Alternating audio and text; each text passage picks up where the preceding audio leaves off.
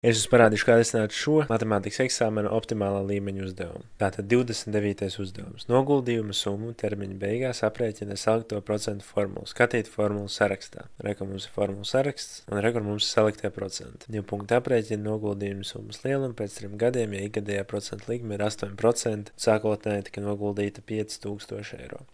Tātad pirmais, ko mēs darām, ir pārrakstām formulu. Kad formula ir uzrakstīta, mēs liekam iekšā skaidļu. Tad A ir sākotnēji noguldītā summa, tas ir 5000. Tad R ir tik, cik mums ir procentu, mums ir 8%, dalīts ar 100. Un N ir uz cik gadiem, ja? Tātad mums ir 3. Tad mēs šito iebakstam kalkulatorā un mēs dabūjam rezultātu 6298,56 eiro. Un tad otrā daļa aprēķina, kādai jābūt procentu likmei, lai sākotnējais noguldījums 3 gadu laikā dubultotos. Atbild nopaļo līdz veseliem procentiem. Tātad pirmkārt mēs apskatām formulu. Formula izskatās šādi. Tātad šitā ir sākotnējā summa un šitā ir gala summa. Un tātad, lai sākotnējā summa dubultotos, tātad šai te iekavai jābūt 2, jo tas sanās, ka gala summa būs sākotnējā summa reiz 2. Tad tā arī mēs rakstam 1 plus R dalīts ar 100 pakāpē N ir jābūt 2. Tātad, kas mums vēl bija zināms? Ka tam jānotiek 3 gados. Tātad N būs 3. Jā, tātad 1 plus R līdz 100 pakāpē 3 ir 2. Tas nozīmē, ka 1 plus R dalīts ar 100 būs kupsakne no 2. Tad mums ir lineārs vienādojums, tātad burti vienā pusē skaitļi otrā pusē, mums ir vieninieks jādabū otrā pusē. Mēs dabūjam, ka R dalīts ar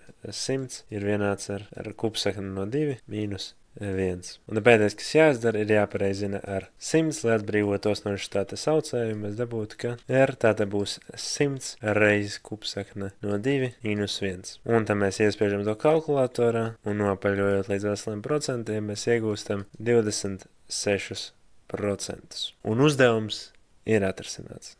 Es to parādīšu, kā risināt šo optimālā līmeņa uzdevumu matemātikā. 30. uzdevums. 2 kuteri velk plostus, kur darbojas spēki F1 un F2. Mums viens spēks un mums ir otrs spēks. Tie ir vektori. Dotajā attēlā uzzīmē rezultējušā spēka vektoru. Kā mēs to izdarām? Mēs paņemam vienu vektoru un širo te un piekabinam, pārnesam viņu te galā. Šādi. Gala punktus. Un tas mums ir rezultējošais vektors F. Tātad viena vektora garums ir 35 kN un otra vektora garums ir 25 kN. Aprēķināt, kāds ir rezultējošais spēka modulis. Tad pēc zīmēm F1 35 un F2 ir 25. Mums ir aprēķināt F. Ko mēs darām? Mēs zinām, ka alfa ir 55, un ja mēs savienojam šito, tad tas būtībā ir paralelograms. Un ja šitas ir 55, tad šitas leņķis būtu 180 mīnus 55, kas būs 125. Un tagad mums ir 3 stūris, kur mēs zinām 2 malas un leņķis starp tām. Ko mēs varam pielietot? Mēs varam pielietot kosīnusa teorēmu.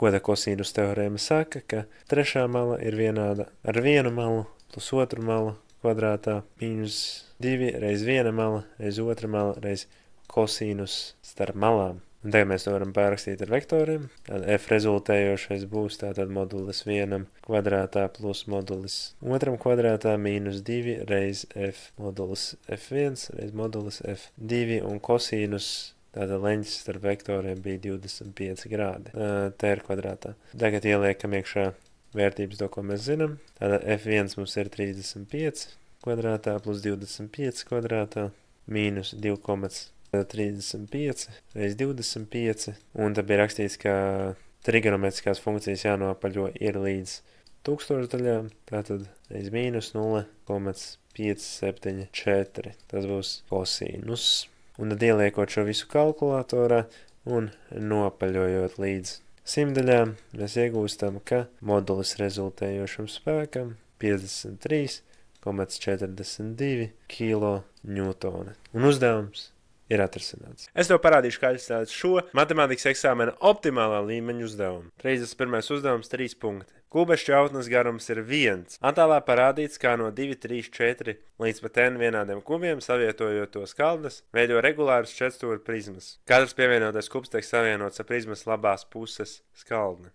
Aprēķina garumu prizmas diagonālā, ja prizma veido n kubi. Nu, tas skatāmies. Piemēram, šitie ir n kubi. Ja šķautnes garums ir 1, tad augstums vienmēr būs 1. Tāpat arī platums vienmēr būs 1, neskatoties uz cik daudz tie kubi ir. Vienīgais, kas mainās, ir garums šit. Un tagad te būtu n kubi būs. Tagad prizmai ar n kubiem te būs n kubi. Jā, attiecīgi šitas garums būs n reiz 1, jo vienas šķautnes garums ir 1. Tātad vienkārši n. Un tagad būtībā mums ir prizma. Mums ir prizma, kurai augstums ir 1, platums ir 1 un garums ir n. Un mums vajag aprēķināt prizmas diagonāli. Tātad pirmais mums ir jāaprēķina pamata diagonāli. Šitā. Un tā kā šitas ir taisnleņķa 3 stūris, tad pēc Pitagora teorēmas. Ja? Tātad pamata diagonāli būs, tātad diagonāli pamatam būs, diagonāli pamatam kvadrātā būs, tātad n kvadrātā plus 1 kvadrātā, tātad n kvadrātā plus 1 kvadrātā. Ok, tad mēs zinām, cik ir diagonāli, bet mums vajag prizmas diagonāli. Tas ir no šī punkta uz šo. Tā ir prizmas diagonāli. Un kā mēs redzam, tā atkal ir taisnleņķa 3 stūris, kur vienu kateti mēs zinām, tad d pamatam, un augstumu un otru kateti mēs zinām, ka ir 1. Tātad d prizmai kopējais d kvadrātā būs tātad d pamatam kvadrātā plus 1. Un kas ir d pamatam kvadrātā? Tas vienkārši n kvadrāts plus 1 kvadrāts. Tad mēs iegūstam, ka n kvadrātā plus 1 kvadrātā plus 1 kvadrātā ir tas d kvadrāts. Un ko mums paliek izdarīt? Saskaitam 1 kvadrātā plus 1 kvadrātā ir vienkārši 2. Un attiecīgi diagonāli būs kvadrāts sakne no n kvadrātā plus 2. Un uzdevums ir atrisināts. Kā atrisināt šo optimālā līmeņa eksāmena uzdevumu? 32. uzdevums. Datu kopa sastāv no 50 elementiem, un to vidējais aritmētiskais ir 9,2. Datu kopa papildina ar vēl vienu elementu A. Nosaka visas iespējamās A vērtības, lai vidējais aritmētiskais jaunajai datu kopai būtu intervālā no 9,6 līdz 10,2 ieskaitot. Teiksim, varbūt dažiem liekas īzī, tā kā bija 9,2 vidējais, mēs pieskaitām tā kā A, dalam ar 2 un pasakam, ka tam ir jābūt no 9,6 līdz 10,2. Nu jā, bet tā diemžēl nav. Bet tā nav. Tātad kā aprēķina vidējo aritmētisko? Tātad mums kopā mums ir kaut kāda summa dalīts ar to, cik ir elementu. Ok, tā kā mēs pievienojam A, tik bija summa iepriekšējiem 50 elementiem, un tam mums nāk klāt A elements. Un tam mēs dalām ar, tad ja bija 50 elementi, tagad ir 51 elementi. Tātad šitā var aprēķināt jauno vidējo aritmētisko. Bet tad jautājums, kas ir šitā vecā summa, cik ir summa tiem 50 elementiem? Un mēs varam apstīties veco vidējo aritmētisko. Vecais vidējais aritmētiskais būs summa vecai kopai, un tātad vecais vidējais aritmētiskais ir 9,6, ienāc ar SV dalīts ar 50. Tad mēs abas puses varam pareizināt ar 50, un tad es varu pierakstīt, ka tātad SV būs tātad 9,6 reiz 50. Jā, un tad mēs to 9,6 reiz 50 ieliekam SV vietā, un tad mēs dabūjam, ka jaunais vidējais aritmētiskais būs 9,6 reiz 50 plus A dalīts ar 51.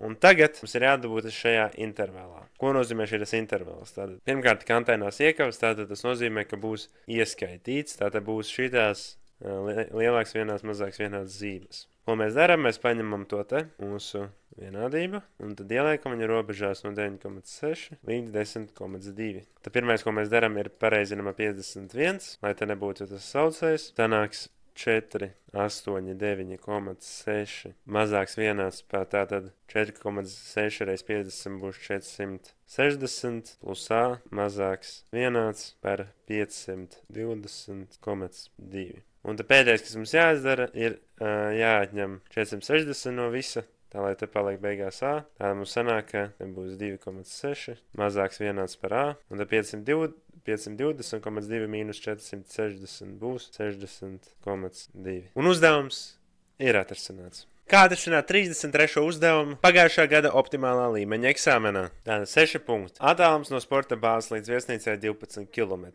No bāzes uz viesnīcu devās sportists, bet pēc 45 minūtēm tam sekoja otrs sportists. Otrā sportista iešanas ātrums bija par 2 km/h lielāks, tāpēc viesnīcā viņš nonāca 15 minūtes pirms otrā sportista. Izveido vienādojumu vai vienādojumu sistēmu, situācijas matemātisko modeli un aprēķina pirmā sportista ātrumu. Tagad es jums parādīšu īsumā, bet manā YouTube kanālā Ernesta metode ir padziļināts video, kā atrisināt jebkura veida ātrumu uzdevumu. Pirmais, kas jādara, jāzīmē tabula. Bam, bam. Tātad 4 kolonas, 3 rindiņas. Te mums nekā nav. Te mums ir ātrums, laiks un ceļš. Tas te ir vienmēr. Tad mums būs pirmais sportists, otrais sportists. Tātad mums jāaprēķina pirmā sportista ātrums. Tātad tas, ko vajag aprēķināt, to parasti apzīmē ar mainīgo. Ja? Tātad pirmajam sportistam ātrums būs x. Kas vēl bija zināms, ka otrā sportista iešanas ātrums ir par 2 km/h lielāks. Tātad x plus 2. Tālāk pa laiku mēs vēl neko nezinām. Mēs zinām tikai, ka laiks ir lielāks nekā otram. Kā tur nonāca ātrāk vai lēnāk, tas pagaidām neinteresē, bet mēs zinām, ka točna kābi nogāja tos 12 km. Un tagad tabulā, ja divas vērtības zināmas, tad trešo vienmēr var aprēķināt. Un kas tad ir laiks? Laiks ir ceļš dalīts ar ātrumu. Tātad 12 dalīts ar x. Un te mums būs tātad 12 dalīts ar x plus 2. Kas mums bija zināms? Ka viņš izgāja 45 minūtes ātrāk un ieradās 15 minūtes ātrāk. Kopumā viņš ceļā pavadīja par stundu mazāk laika nekā pirmais sportists. Kā to mēs varam uzrakstīt, ka pirmā sportista laiks mīnus otrā sportista laiks būs tātad tā 1 stunda. Tātad pirmkārt tas ir racionāls vienādojums, ko tas nozīmē, ka x ir arī saucējā. Tātad pirmais, kas ir jāizdara, ir jāatbrīvojas no saucējiem. Kā mēs to izdaram, ir pareizinam abas puses ar visu to, kas ir saucējā. Tātad ar x un ar x plus 2. Tātad te mums būs papildu reizinātājs x plus 2, jo x jau te ir apakšā. Te būs x, jo tev ir x plus 2. Un tad vieniniekam būs gan x plus 2. Kas ir vēl svarīgi pateikt, ka x nevar būt 0 un x nevar būt mīnus 2, jo reizināt ar 0 ir aizliegts. Ok, un tad mēs iegūstam, ka 12 reizi x plus 2 mīnus 12 reizi x. Mums ienāca ar tātad 1 reizi x plus 2. Un tagad mēs varam vaļā iekavas. Tātad tas skaitlis, kas ir priekšā, reiz pirmais, reiz otrais. Tātad 12 reizi x plus 12 reizi 2 ir 24. Mums ir mīnus 12x. Un otrā pusē tātad mums ir x. Tātad atkal skaitlis, kas ir pirms iekavām ar pirmo un pēc tam ar otro. Tātad x reizi x ir x kvadrātā un x reizi 2 ir vienkārši 2x. Nu, kas mums te šitajā pusē notiek ir, ka plus 12x un mīnus 12x pazūd, tikai pēc, ka tie pretēji skaitļi.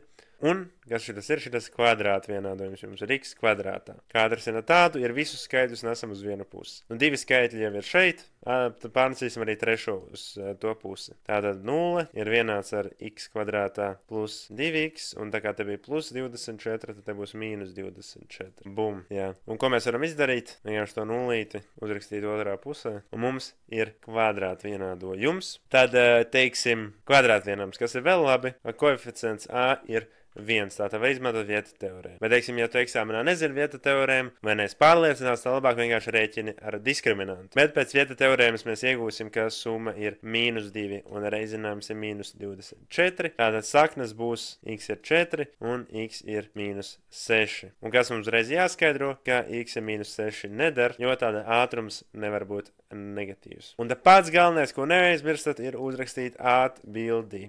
Jo vērtētājs nesapratīs, kas tas tāds x ir, ko tur izrēķināt. Tāpēc vajag atbildē uzrakstīt, ka pirmā sportista ātrums ir 4 km/h. Un uzdevums ir atrasināts. Nosties, kā atrasināt šo trigonometrijas uzdevumu optimālā līmeņa eksāmenā. Pirmkārt, apstamies uz šito. 1 mīnus sīnus kvadrātā alfa. Atceramies trigonometrijas pamatformulu. Sīnus kvadrātā alfa plus kosīnus kvadrātā alfa vienmēr ir 1. Un kas notiek, ja mēs sīnus pārnesam uz otru pusi? Mēs iegūstam, ka kosīnus kvadrātā alfa ir tātad 1. Un tātad, ja mēs pārnesam uz otru pusi, mainās zīme mīnus sīnus kvadrātā alfa. Un tātad, ko nozīmē 1 mīnus sīnus kvadrātā alfa? Tas vienkārši ir kosīnus kvadrātā alfa. Tā mēs iegūstam kos kvadrātā alfa dalīts ar mīnus kosīnus. Un, ja mēs apstāmies otrā pusē, tad šitā ir kosīnus 2x formula. Un kā tā bija? Kosīnus 2 alfa ir vienāds ar kosīnus kvadrātā alfa mīnus sīnus kvadrātā alfa. Tātad šitas būs kosīnus 2 reiz beta dalīts ar 2, kas nozīmē, ka būs vienkārši kosīnus beta. Ko mēs varam izdarīt kreisajā pusē? Mēs varam saīsināt kosīnus ar kosīnus kvadrātu, paliek tikai kosīnus bez kvadrātu, un tā mīnuszīme pārceļas augšā, tātad mīnus kosīnus alfa, ienāca kosīnus beta. Un mums te ir rakstīts, ka alfa plus beta ir 180 grādi. Un kas notiek, teiksim, ja mēs to alfa pārnesam uz otru pusi, tad pārnesot uz otru pusi mainās zīme. Mēs iegūstam, ka beta ir ienācis 180 grādi mīnus alfa. Un to mēs arī ieliekam betas vietā. Bum. Un tad pēdējais, mums te ir jāizmanto redukcijas formula. Tāda kā to darīja, uzzīmēja apli, ja vienības riņķi, kuras y kas ir sīnus, x ir kosīnus. Tad atlika to 180 grādus, bet tāpēc, ka ir mīnus alfa, tā kā bišķi mazāk par 180 grādiem. Pārrakstīsim šito daļu. Un tātad skatījās, ja zīme mums ir kosīnus, un mēs skatāmies, vai šajā leņķī kosīnus ir negatīvs. Ja? Un tad mēs skatāmies, ka šajā vietā x koordināta ir negatīva, tad kosīnus tātad būs mīnus zīme priekšā. Tad jautājums, kāda funkcija būs. Un te mums ir galvas kratīšanas likums. Tātad, ja tas leņķis atrastos kaut kur tuvumā y-asī, mēs skatām galvu uz augšu uz leju, tad jā, mainās funkcija. Bet, ja tas leņķis ir tuvumā x-asī, tad mēs skatām galvu uz sāniem, un tātad funkcija nemainās. Paliek tā pati funkcija, kosīnus, un tātad tas leņķis alfa. Un ko mēs ieguvām, ka gan kreisā, gan labā pusē vienāda, tātad dotā vienādība ir identitāte. Un uzdevums ir atrisināts.